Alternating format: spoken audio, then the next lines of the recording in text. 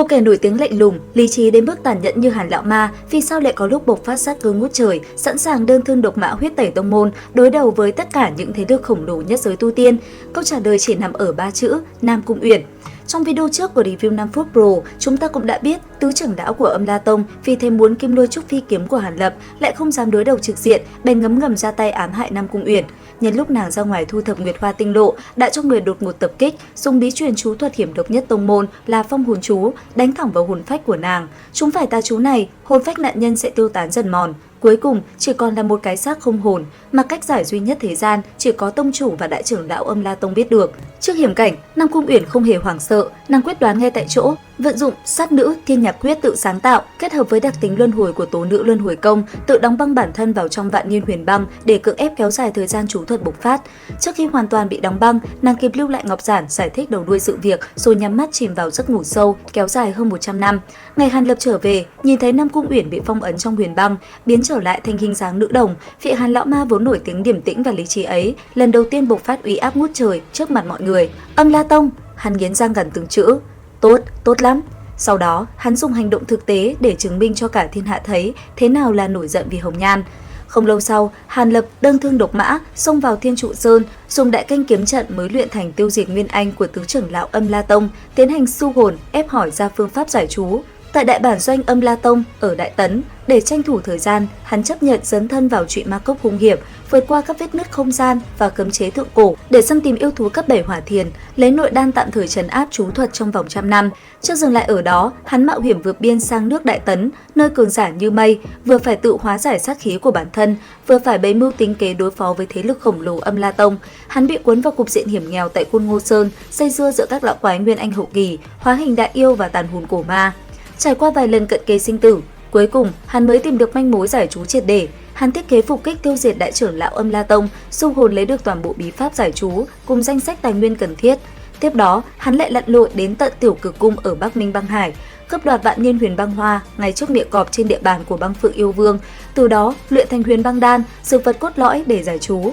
Khi đút viên huyền băng đan vào miệng nàng, nhìn nàng thức tỉnh từ trong huyền băng và khôi phục lại dung nhan năm xưa, người đàn ông từng không hề biến sắc trước những hiểm nguy tột cùng ở trụy ma cốc hay Côn Ngô Sơn kia, khóe mắt bỗng chốc đỏ hoe.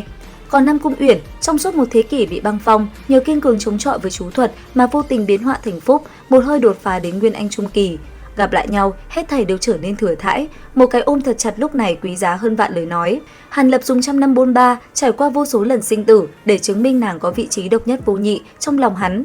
Nam Cung Uyển dùng 100 năm đóng băng, một mình đối chọi với lời nguyền độc địa để chứng minh nàng hoàn toàn xứng đáng đứng bên cạnh hắn. Sau khi giải chú, Hàn Lập đã tổ chức một đại lễ song tu vô cùng long trọng tại Lạc Vân Tông.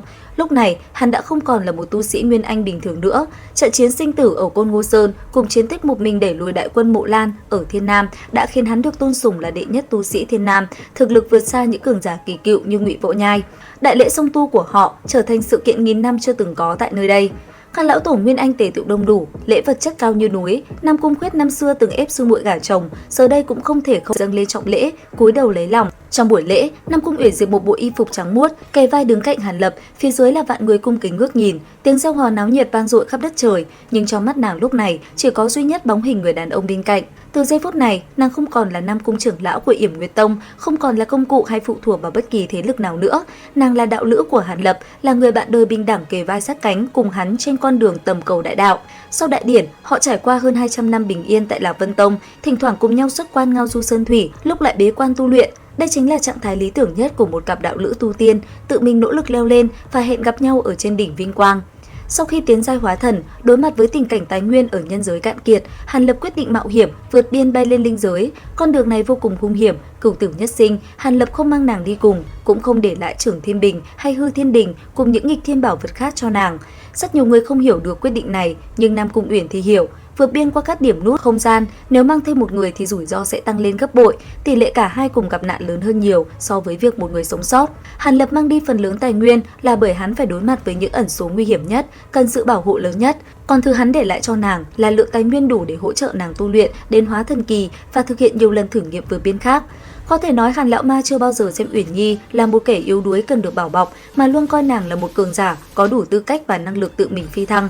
Hắn tin tưởng vững chắc rằng, ngay cả khi không có hắn, Nam Cung Uyển vẫn có thể tự mình đặt chân lên linh giới. Đây chính là sự công nhận ở đẳng cấp cao nhất giữa những người đạo lữ. Ta tin nàng có thể tự đi trên con đường của mình, chứ không phải rời xa ta là không thể bước tiếp. Trước khi ra đi, Nam Cung Uyển lấy ra Lục Đỉnh Thiên Giáp Phù, tấm phù bảo phòng ngự đỉnh cấp được nàng mang ra từ huyết sắc cấm địa năm xưa và chân quý cất giữ suốt nhiều năm qua, nhét vào tay Hàn Lập. Đó là vật cứu mạng mạnh nhất của nàng, nhưng nàng chọn trao nó cho hắn. Nhất định phải sống sót tới linh giới. Nàng nói rất bình thản, nhưng lời nói lại nặng tựa ngàn cân. Thiếp sẽ đi tìm chàng, nhất định. Hàn Lập nhìn nàng một cái thật sâu, nắm chặt tay nàng, rồi dứt khoát quay người bước vào điểm nút không gian, không một lần ngoảnh lại. Sau khi Hàn Lập đi, Nam Cung Uyển tiếp tục khổ tu ở nhân giới. Không lâu sau, nàng cũng thành công đột phá hóa thần, chuẩn bị mọi thứ sẵn sàng. Nàng chọn một điểm nút không gian tương đối ổn định khác để vượt biên. Nhưng số phận lại một lần nữa trêu đùa nàng, quá trình phi thăng xảy ra sai sót khiến nàng không đến được đại lục chính của linh giới mà lại rơi vào một không gian biệt lập gọi là Tiểu Linh Thiên. Linh khí ở Tiểu Linh Thiên tuy không bằng linh giới nhưng vẫn tốt hơn nhiều so với nhân giới đang suy tàn. Điều kinh ngạc hơn nữa là, ngay khi vừa đặt chân đến đây, nàng đã chứng kiến một trận chiến giữa các chân linh. Hai tồn tại vô thượng ngang ngửa chân tiên là Thái Cổ chân linh La Hầu và Bách Đầu Trùng đã quy vô tận trong kẽ hở không gian. Di hài của họ rơi xuống Tiểu Linh Thiên, chân linh chi khí bạt ngàn cùng các mảnh vỡ quy luật khuếch tán khắp đất trời. Nam Cung Uyển may mắn bắt gặp, trở thành người duy nhất kế thừa cơ duyên kinh thiên động địa này. Nàng cẩn thận thu thập chân linh chi huyết, chân linh chi cốt, vận dụng tố nữ luân hồi công kết hợp với thuộc tính băng linh căn của bản thân để sáng tạo ra độc môn bí pháp, hấp thụ và luyện hóa nguồn sức mạnh chân linh vô chủ đó.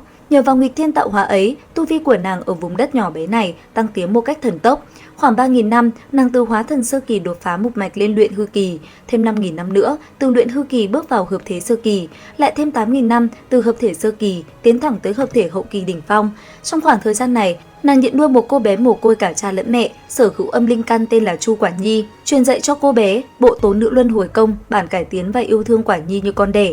Tại địa bàn của nhân tộc Tiểu Linh Thiên, nàng khai tịch độ phủ, khiêm tốn tu luyện, lặng lẽ chờ đợi thời cơ phi thăng linh giới. Trong khi đó ở linh giới, Hàn Lập đã sớm vang danh thiên hạ, tiến giai đại thừa và trở thành một trong những cường giả đỉnh phong nhất giới này. Hắn chưa bao giờ ngừng tìm kiếm Nam Cung Uyển, thế nhưng linh giới quá bao la, Tiểu Linh Thiên lại quá bí ẩn, hơn 1 vạn năm trôi qua vẫn bặt vô âm tín. Bước ngoặt mãi sau này mới xuất hiện trong chuyến đi tới ma giới. Tại Ma Nguyên Hải, Hàn Lập vô tình gặp được một nữ tử ma tộc và cảm nhận được một tia dao động hơi thở của tố nữ luân hồi công.